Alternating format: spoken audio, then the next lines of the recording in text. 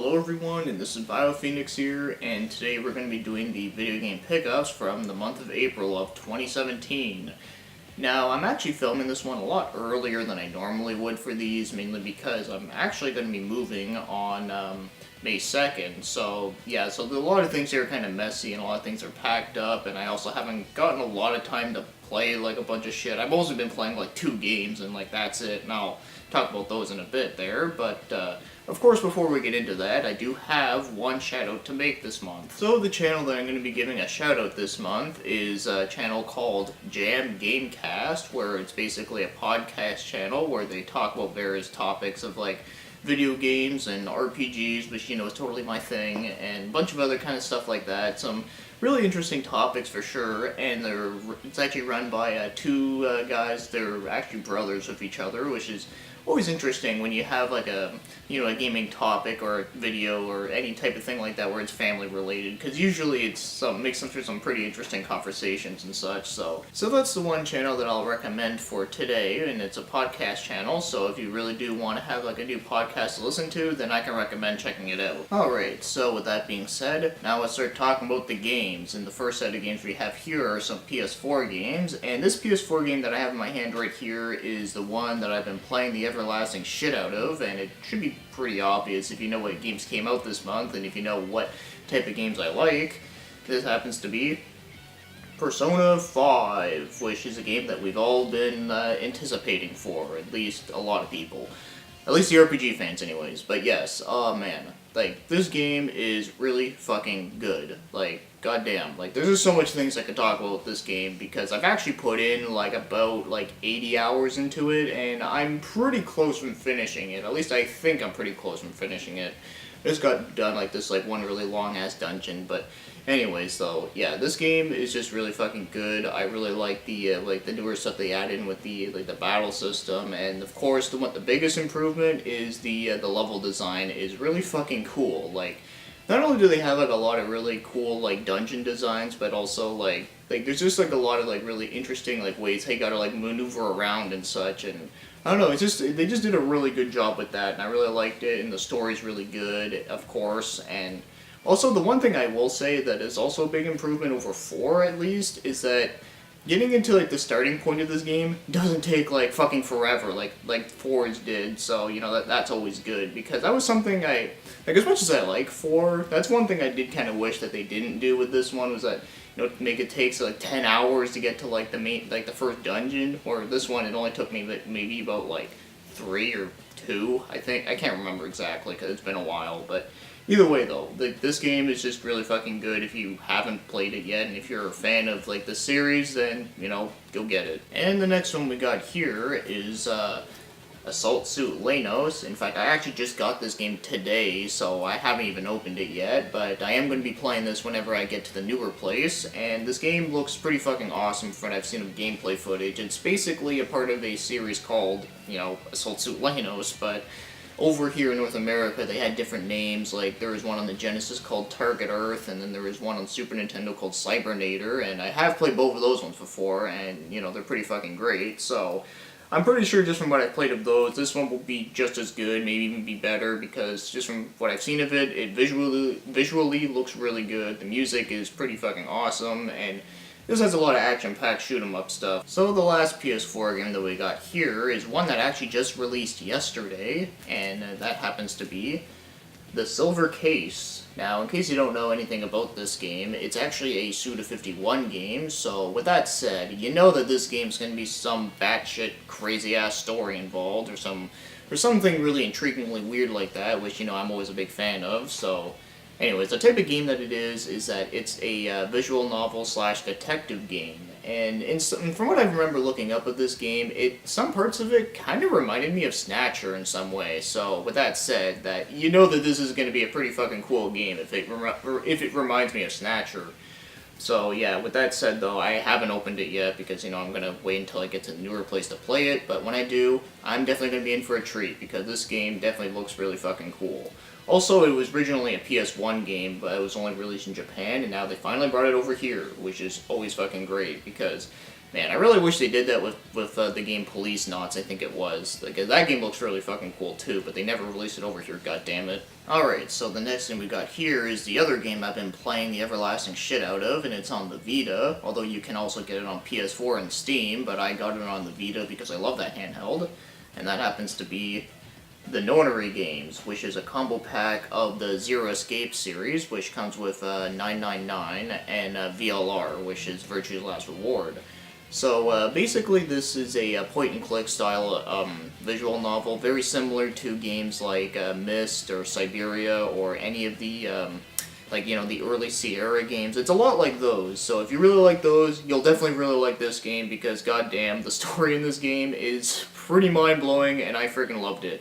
Especially for 999 mostly, but yeah, like, I don't want to get too much into it there, not only because of spoilery stuff, but also because there's just a lot of shit that can go into here. But some of the basic of it is that, so you start off with a character named Junpei, and he gets kidnapped, and he wakes up and he's on like a ship that's about to sink.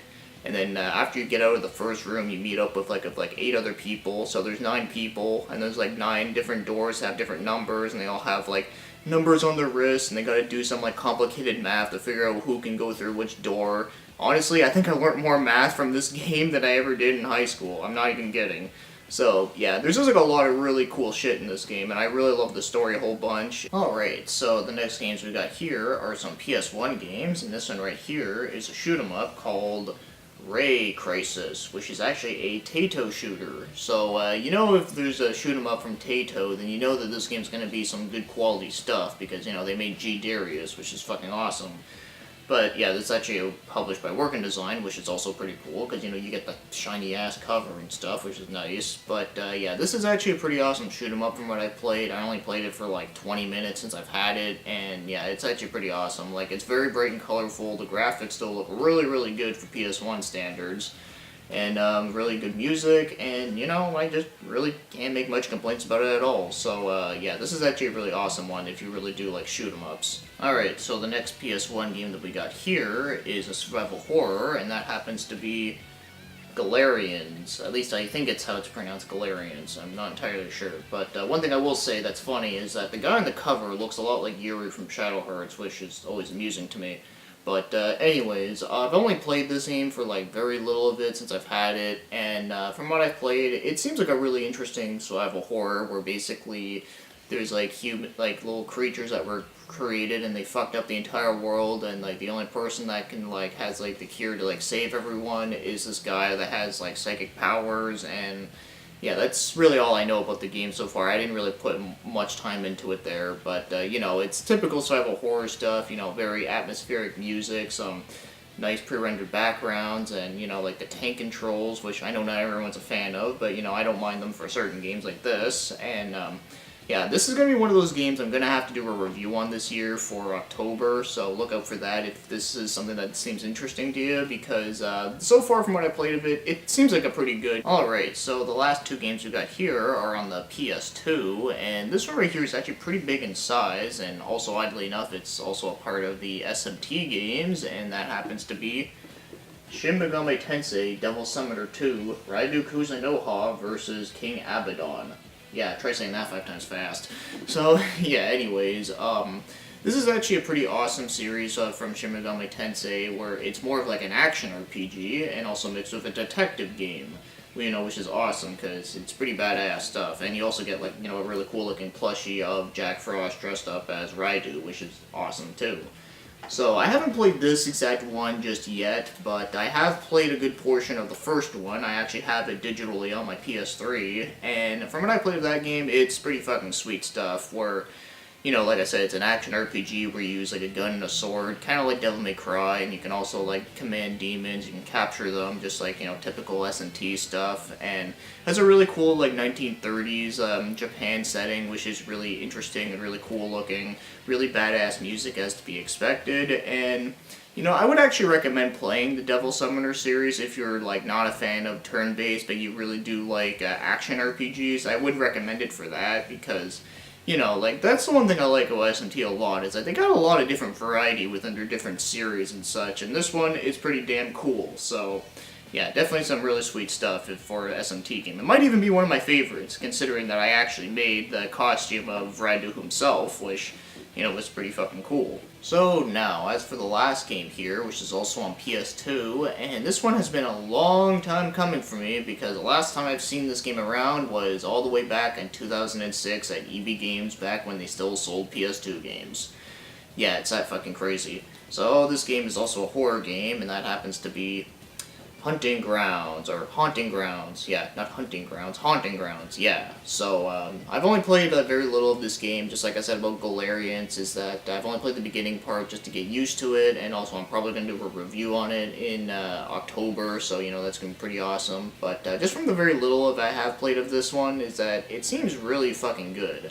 So not only does, the graphics are, really impressive for PS2, also, the atmospheric stuff is really cool and interesting, and the music's really nice, and you also get a dog companion, and I really hope the dog doesn't die in this game, but it will probably happen, because, knowing horror games when they like to say, fuck your feelings and shit. But anyways, one other thing I will want to mention about this game is that, this game also, barely has any loading from what I've played of it, and it's wow, that's actually pretty impressive for PS2, where it barely has any loading whenever you go between rooms and such, which is really fucking cool.